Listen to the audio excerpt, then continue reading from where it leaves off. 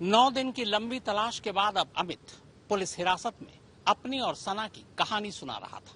अब वो जैसा जैसा बोल रहा था पुलिस वैसा वैसा करती जा रही थी, लेकिन सना अब भी नहीं मिल रही थी। आखिरकार पुलिस सना को तलाश करते करते एक नदी किनारे पहुंची, लेकिन जब वो नदी किनारे पहुंची तभी उसे एक कुएं की खबर मिली। अमित साहू ने जैसे ही अपना मुंह खोलना शुरू किया, फौरन पुलिस की एक टीम इस जगह पर पहुंच गई। ये जबलपुर की मशहूर हिरन नदी है। इस नदी में इस वक्त कुछ गोताखोर हैं और कुछ पुलिस वाले। ये सभी मिलकर उस गुमशुदा सना खान को यहाँ ढूंढ रहे हैं जो 2 अगस्त से गायब थी। अब सवाल ये कि सना इस हिरन नदी तक कैसे पहुंची। बकौल अमित ये सच है कि उसने और सना ने शादी की। सना ने उसे 50 लाख रुपए भी दिए थे, लेकिन किसी वजह से होटल का काम शुरू नहीं हो सका। बाद में सना उससे अपने पैसे वापस मांगने लगी। इसी बात को लेकर दोनों में अक्सर झगड़ा हुआ करता। 2 अगस्त को सना जबलपुर में उसके घर आई थी। पैसों को लेकर दोनों में फिर झगड़ा हुआ। इसी झगड़े के दौरान अमित ने सना के सर पर डंडा दे मारा। सना की मौत हो गई। इसके बाद अमित अपने 2 दोस्तों को सना की मौत की खबर देता है। फिर दोनों दोस्तों के साथ मिलकर लाश को अपनी कार की डिक्की में रखता है। इसके बाद वो कार हिरन नदी की तरफ ले जाता है। हिरन नदी उसके घर से लगभग 45 किलोमीटर दूर थी। इत्तेफाक से 2 अगस्त को सुबह से ही मूसलाधार बारिश हो रही थी। ये वही वक्त था जब हिमाचल और पंजाब में बाढ़ आई हुई थी।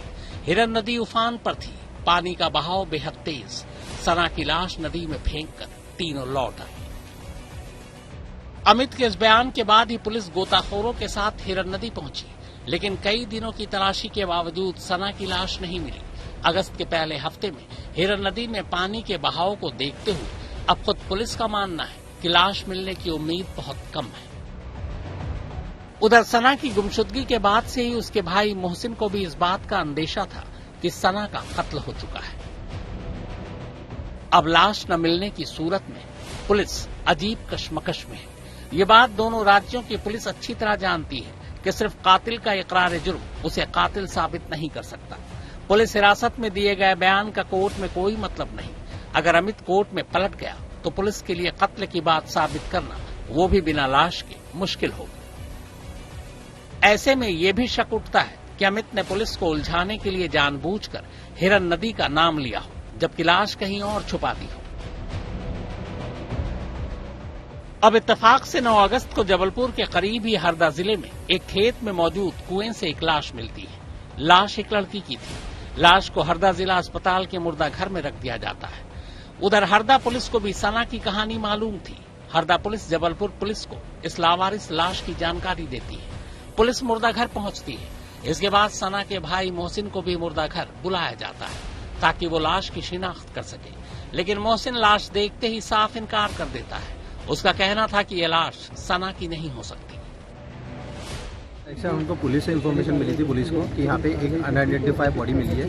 तो हम लोग वो पुलिस के साथ में चेक करने के लिए आए थे। जैसे हमने बॉडी देखी तो बॉडी के हिसाब से तो हमको समझ में नहीं आया। कुछ सिमिलैरिटी जो रहती है, जो बचपन से आपको पता रहता है, तो वो देख के तो मुझे समझ आया कि बॉडी तो नहीं है। अब वो सामान जो भी इनने जब्त करे बॉडी का, तो वो सामान एक बार देखने के बाद में हम कन्फर्म बता सकते हैं कि वो बॉडी है या नहीं है।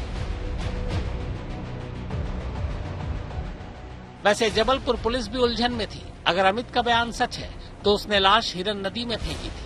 फिर नदी से एक लाश बहते हुए एक खेत के कुएं तक कैसे पहुंच सकती है। सना खान के मामले में डेड बॉडी रिकवर करने की प्रक्रिया युद्ध पाथरी पे शुरू है। एक संशयित डेड बॉडी कल मिली थी मध्य प्रदेश में जबलपुर के पास में।